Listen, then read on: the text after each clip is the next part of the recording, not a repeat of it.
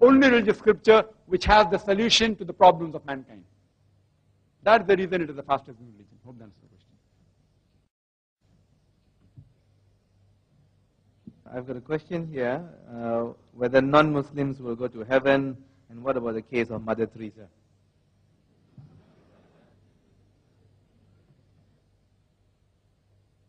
The question posed was that will non-Muslims go to heaven, and what about Mother Teresa? The reply to this question, who will go to heaven, Jannah, is given in Surah Al-Asr, chapter 103, verse number 1 to 3, which says, Wal Asr, Innal insana fi khusr, illa alladhina amanu, wa amilu salihati, wa tawasaw bil haqqi wa tawasaw bis sabr. That by the token of time, man is verily in a state of loss, except those who have faith, those who have righteous deed, those who exhort people to truth, and those who exhort people to patience and perseverance. The minimum criteria is required for any human being to go to Jannah is 4. Have faith, Iman, have righteous deed, exhort people to truth, to Dawah and Islam, exhort people to patience and perseverance. If any one of these 4 criteria are missing, you shall not enter Jannah. You may be a very good Muslim. You may have performed Hajj, you may be offering Salah, you may have kept past the month of Ramadan, but if you don't do Dawah, you shall not enter Jannah. All 4 criteria are equally important. Iman, righteous deed, exhorting people to truth, Dawah and Islam, and exhorting people to patience and perseverance. If anyone is missing, you shall not enter Jannah. So any human being wants to go to Jannah, heaven, you should fulfill all these criteria. Let's take the example of Mother Teresa. We learn and we hear that she got the Nobel Prize, and she has done many good deeds, etc. People have given an award, Nobel Prize.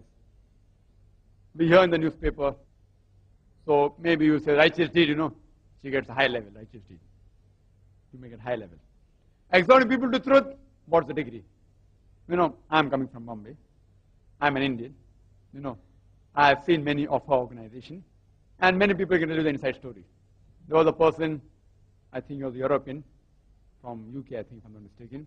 He wrote a book on Mother Teresa, her inside story. And that book was telling all the negative points, that she is the person who has misled so many people, etc. But that Allah knows the best. I leave it to Allah subhanahu wa ta'ala. But they are mainly missionary activities they do.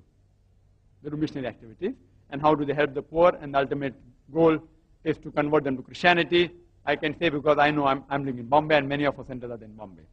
But regarding whether she'll go to heaven or not. See, suppose if you want to pass a school. If you want to pass standard 10, suppose there are 6 subjects. Maths, geography, English, history, science, and whatever it is, there are 6 subjects. And you may score 99 out of 105.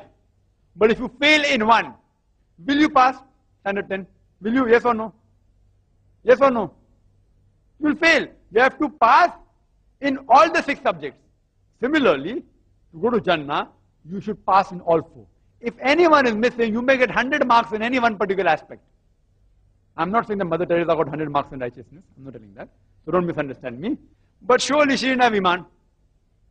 If anyone is missing, you shall not go to Jannah. Even a Muslim who's born in a Muslim family, if he feels he's got the ticket to heaven, it's a misconception. Just by being born in a Muslim family, being called as Muhammad or Zakir or Sultan, you don't get a ticket to heaven.